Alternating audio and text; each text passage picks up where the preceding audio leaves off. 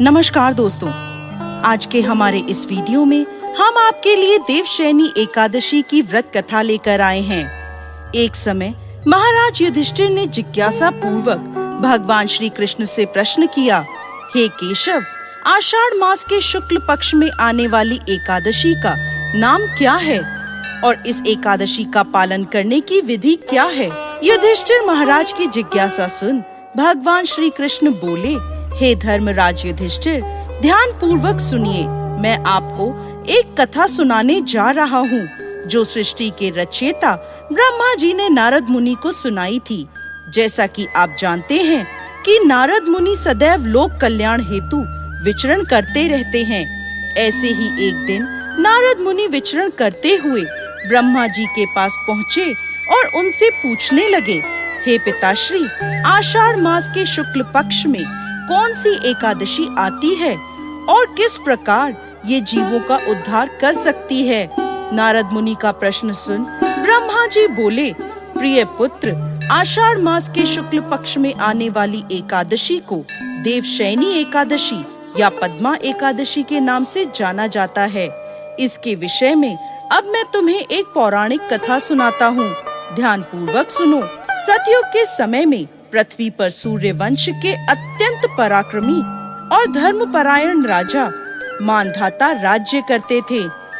एक समय राजा मानधाता के राज्य में अकाल पड़ा। प्रजा दुखी थी और भूख प्यास से व्याकुल थी। हवन आदि शुभ कार्य भी सभी बंद हो गए थे। यह देख राजा को बहुत दुख हुआ। इस चिंता से वो वन की ओर चले जाते हैं। वन में भटकते भटकते राजा ऋषि अंगीरा के आश्रम में पहुँचते हैं। आश्रम में पहुंचकर वो ऋषि से बोलते हैं, हे सप्तऋषि, मैं आपकी शरण में आया हूँ। मेरे राज्य में अकाल पड़ा है।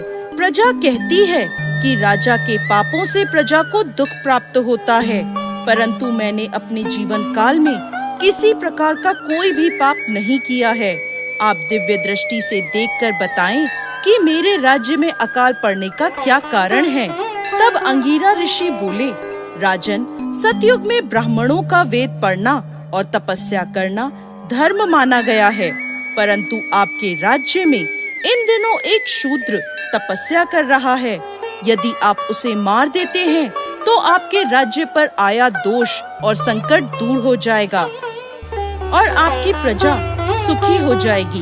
तब राजा मानधाता बोले, ऋषिवर, मैं एक निरपराध तपस्वी शूद्र को नहीं मार सकता। आप इस कष्ट से छुटकारा पाने का कोई और सुगम उपाय बताएं। तब ऋषि अंगीरा बोले, सुगम उपाय कहता हूँ, ध्यान पूर्वक सुनिए राजन। आषाढ़ मास के शुक्ल पक्ष में भोग तथा मोक्ष देने वाली देवशयनी एकादशी आ रही है। आप इस एकादशी का विधि पूर्वक व्रत करें, जिसके प्रभाव से चतुर्मास तक आपके राज्य में वर्षा होगी। इस एकादशी का व्रत सिद्धियों को देने वाला तथा उपद्रवों को शांत करने वाला है। ऋषि अंगीरा की बात सुनकर राजा मानधाता उन्हें प्रणाम कर अपने राज्य की ओर लौट गए और अपनी प्रजा के साथ आषाढ़ मास के शुक्ल पक्ष में देवशयनी एकादशी का व्रत किया, जिसके फलस्वरूप उनके राज्य में चातुर्मास तक घनघोर वर्षा होती रही। साथ ही साथ राजा के और प्रजा के सभी कष्ट दूर हो गए।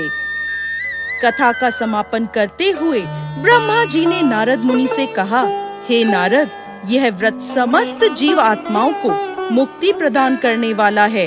आगे भगवान श्री कृष्ण कहते हैं, हे राजन, यह एकादशी इतनी प्रभावशाली है कि जो भी व्यक्ति इसकी कथा का श्रवण या पठन करता है वह पाप मुक्त हो जाता है।